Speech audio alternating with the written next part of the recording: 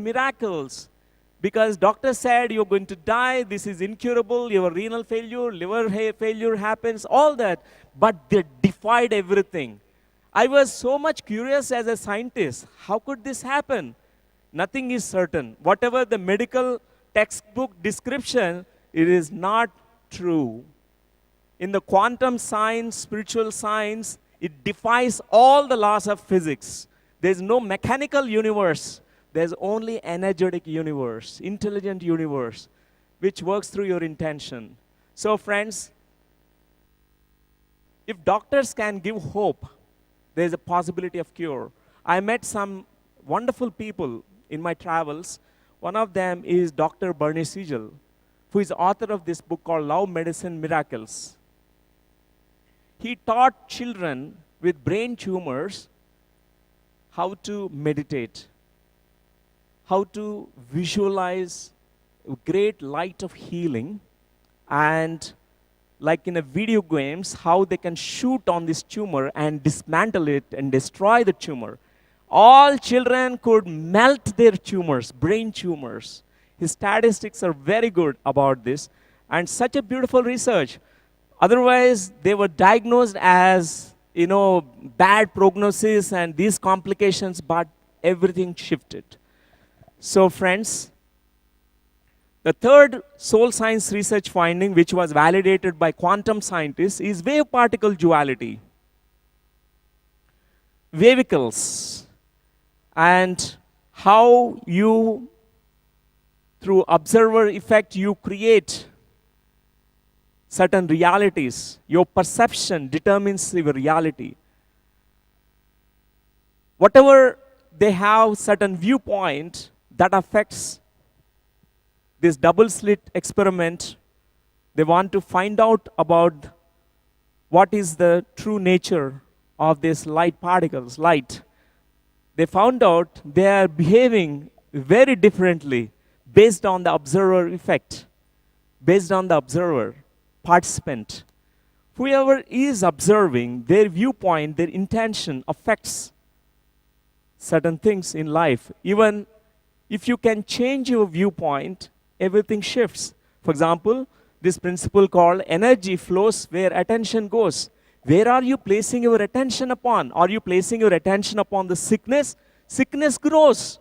If you place your attention on health, health grows. If you place your attention on scarcity and poverty, poverty grows. Wherever you're placing attention upon, it grows. That's what the principle, wave particle duality, is teaching us. The quantum science validated this. The power of intention, power of your attention, first attention. Many people, they think that I have really unhealthy heart. What about your liver, which is very healthy? You're not focusing on that liver, which is very healthy. Other parts of the body working so fine. So focusing on those parts of the body which are very healthy, then your attention placing upon that health, it improves, it multiplies. This is the key principle. All meditators, they place attention on always something vast and greater truth. The truth is you are whole and complete. You are total being. That's what is true healing is. Healing is wholeness. And friends, there's one more thing is many people, they place their attention on death urge. They have tremendous death urge to die. As a child, I had this focusing on my attention on all the time death. There are so many deathist thoughts. The fear of death to all kinds of deathist thoughts. I used to only think about death all the time. But meditation made me to focus, shift my attention, place my attention on life. We have come here to live life. After vacating these bodies, many are going to be questioned there. Your guides will ask you. The first thing is they will ask you, have you lived your life? Have you danced your dance? Have you sang your song? Did you live your life? That's what they ask. And we must have our own answer for this. Have you lived your life? Most of us, we focus on something, what is wrong with our life, instead focusing on what is right with our life. Shifting the focus. This is what wave particle duality quantum scientists have found out, it's saying to us. The fourth principle of soul science research is power of intent. Intent, your intention. One of the very wonderful inspirational teachers is Carlos Castaneda. Brahmarshi Patriji introduced me those books, 1989, 1990, and I have realized about this power of intent. He speaks in some of the books about what is the intent means. Says intent is a perennial force which permeates this entire universe. Through intent you create. Through intent everything is translated into action in tangible form. Intent creates. The power of intent. I have seen that we were 5 people with Patriji, 1990, even before first pyramid in Karnool was built. There was only sand heaps. We used to sit on the sand heaps and we used to ask Patriji about what is the vision about the future of this. He used to tell about, everywhere pyramids, everywhere meditation, the whole world becomes meditators. We used to wonder how it is possible. Now we are only 5 people. Only 5 people used to go to Patri sir. And we realized very soon, with such a powerful intent, Patriji had such a powerful intent to make this world a meditator world. World of meditators, world of vegetarians, world of pyramids. Amazing. So intent works. I have seen exponential growth. Everywhere pyramids, in nook and corners now. I think thousands were built in Andhra Pradesh, Karnataka, in throughout India and even other places in abroad. So power of intent, it works, and we can actually create our own health. It works. So another phenomenon is called epigenetics. Yesterday, many of scientists here, Paul Dorin and Amit Goswami, was speaking about epigenetics. Genetics is more deterministic. Everything is written, script written for you, but you have free will. Epigenetics says that about the gene, transcending the genetic framework, you can influence your genes. Your thoughts, your emotions, your beliefs will alter your genetic expression. Our scientists have found out that there's something called turning on the cells and turning off the cells. They found out that means a cancer is running in the family tree. For example, colonic cancer. In my family tree, all diseases are traveling, are coming along almost 7 generations onwards. Many diseases. Very unconsciously, everyone is manifesting these illnesses. Genetic phenomena. It's like a big heritage of illnesses. But an enlightened one can stop, can heal the past 7 generations, can heal the 7 future generations. Just one enlightened being in the home can change the past and the future. So in this epigenetics, what happens is your thoughts, your beliefs, they alter genetic expression. These turning off the cells, turning off the genetic expression happens. The scientists have validated this. Why some people are manifesting cancers, why some people are not manifesting cancers. Beautiful research was done about this. Epigenetics. My great respect to the work of Dr. Bernie Siegel, Dr. Scott Peck, another wonderful author of a book, The Road Less Traveled. And amazing work. And Dr. Bruce Lipton, Louis L. Hay, Deepak Chopra, Dawson Church and Bruce Lipton, they co-authored a book. And also there's a wonderful book written by Dawson Church, Genie in the Genes. He was talking about this turning on, turning off the genetic expression. How meditators, they can turn off certain genes which are expressing as cancers. So there's one more scientist, who is also a medical doctor, Dr. Reich Greed Hammer, who started a kind of revolution in Germany. And for his beautiful work, he was actually crucified. His medical credentials were taken away. Medical degree, he was not allowed to practice anymore because he said, we create our own cancers. And our conventional medical system is not agreeing to it. But he had the courage to actually share it with thousands of people around the globe. He said that biological conflicts, illness, cancer, any kind of thing is your own creation in the body. Own your creation. You can create something else. And he said that when he had testicular cancer, he was researching about his own self. What is happening in my life? Just before testicular cancer manifested in his body, he was going through a kind of sadness. A sad incident happened. His son died in an accident. He lost his son. For 2 years, he was grieving. In that period, he was actually having some kind of conflict in him, and which created this cancer. Then he started researching his 6,500 case studies he has made. He researched about what is happening in the cancerous patients. The onset of the disease, before the onset of disease, any kind of triggering event, any kind of things which trigger this kind of illness or cancer, he researched, he found out that yes, there is a trigger event. There is kind of negative imprint, a negative belief, a conflict in them, which is manifesting as cancer. He said, cancers are not enemies. It's a very profound statement. He said, people think that cancer is wrong. He said, nobody is dying of cancer. They may be dying because this carcinoma colon, it is obstructing the entire colonic, the obstruction is happening. That's why they're dying, not because of the cancer.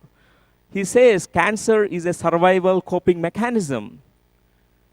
And a research was conducted about this, and horses, which are in the cold winters in the high mountains, they're growing hair, a lot of woolen hair on them. And in the summertime, hair is becoming thin. It's exactly the same way in our body it is happening. Whenever to survive your biological cells, they know exactly what kind of cellular multiplication is needed. It forming a tumor. For example, adenocarcinoma of lungs, which is an expression that I need to oxygenate my lungs.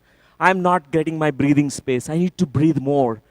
So in order to have breathing oxygen in your lungs, you want more lung cancer. One cell is turned on now to express more cells. They multiply the lung cells, it forms a tumor. Actually, it's a kind of expression. Your body speaks to you. Your body is a message from you. There is a biological conflict. He says, don't fight with your disease. Instead, learn from your disease. It's a teacher. I just want to share this case study of a lady, a 30-year-old lady who came to us with this problem that recently she developed a lump in her left breast, and doctor said it might get cancerous. And she also has the difficulty, she's not able to conceive. She was married for the past 5 years and they're not able to conceive. And when we just started counseling her, she just came up with all that story that she has an innate fear that she will not be able to take up that responsibility of rearing a child. So we started guiding her to the root cause. Why I'm telling you this case study is sometimes the root cause can be very deep-rooted. It might be coming from a past life. So she went back to a past life where she saw herself as a housewife, a small village, and she was just holding her child in her hand, in her lap, and she was feeding the baby, breastfeeding the baby, the left side. And suddenly, she felt that, because that was the last moments of that lifetime, and suddenly a group of robbers or some killers, they attacked that village, and they started killing everyone in that village. And this lady was just feeding the baby, and suddenly somebody comes from behind, and this person stabs her from behind. And what happened with her, because she was stabbed from behind, she just fell onto the baby. And the baby got suffocated, the baby could not breathe, and the baby died in her hands. So the last thoughts of this lady when she was dying was, I am responsible for my child's death. I don't deserve to be a mother. So this guilt she carried even into this lifetime, and the guilt was the emotion which has developed again this lump in her left breast, and she feels she doesn't deserve to be a mother. So when she understood the root cause, when she connected back to that past life, when she understood the big picture, when she understood that she is no way responsible for the death of her child, she could completely let go of that past. She could completely let go of that guilt. And then finally, after 1 year, she could conceive and she could become a mother. And her breast tumor in this Also life disappeared. Yes, yes. That's the really beautiful experience of this lady. And most of the conflicts that we carry at a psychological plane, at psyche, it manifests in the body. Body is actually alerting us, telling us, wake up, you need to work on this. Whatever is unfinished, unresolved, or whatever is the mess that we carry inside the head, that need to be cleared. That's why in past life regression field, we call it as cleaning the mess. Mental, emotional, somatic stuff. We need to clean it. There's so many stuff we don't know that we are carrying at a deeper mind. We store all these imprints. And friends, this principle called power of intent, I have realized that we actually hold many beliefs in us, the power of beliefs we carry, and these beliefs that translated into physical reality. And belief, if you analyze these letters, B-E-L-I-E-F, L-I-E is the lie. Every belief is a lie. You are saying, I'm not good enough, I am a devil, I am evil, I am nonsense, I am stupid, I'm idiot. And you are telling yourself a lie. You say, I'm powerless, you're telling a lie. Every belief is a lie. And be life, and you alter your beliefs. You can change, you can shift. Beliefs are translated into our reality. Many people, they carry beliefs about health. Oh, this is incurable, that's what my doctor said. That's what this is, textbook says this. And we believe in it. We don't believe something about yourself as a God and who can heal your life and heal yourself. And friends, and the 3 levels of creation, many people, they do a lot of hard work. They have these beliefs which are very, very hard. You know, I need to do all these things and then I manifest, I create. Even this is, so many people, they have these hardcore beliefs. This illness needs medication. I need to be treated by doctor. These kind of medicines I need to take in order to survive. Without those beliefs, they all only get healed through the medicines. Hard work. There's people who realize the smart work. They come to read about how thoughts create reality, how negative thoughts create negative realities, positive thoughts create positive realities. They come into this, or reading the book called Secret, the Law of Attraction. Then they do a lot of smart work. Today, Dr. Sachinarayana, when I met him, he's from Jagitchala, he's a doctor, he's a surgeon. He said, you are looking smart, you are a smart doctor. Smart medicine you practice. Many people with their thoughts, they understand the power of thoughts, they can shift. They do a lot of smart work. But there is a no work state. That's what comes to meditators, enlightened beings. Those who are meditators, sincere practitioners of meditation, they do no work. It's a path of least effort. They heal from within. That's what we are aiming at, to reach to that no work state, path of least effort. So friends, astral templates create physical constructs. This is the principle. create anything in your as a template in your head, in your psyche, then it is going to be manifested as a physical reality. This is the main principle. This is what is quantum medicine is. This is what spiritual science is. You create your own reality. And if you have different templates, astral templates, causal templates, you change them. You realize first you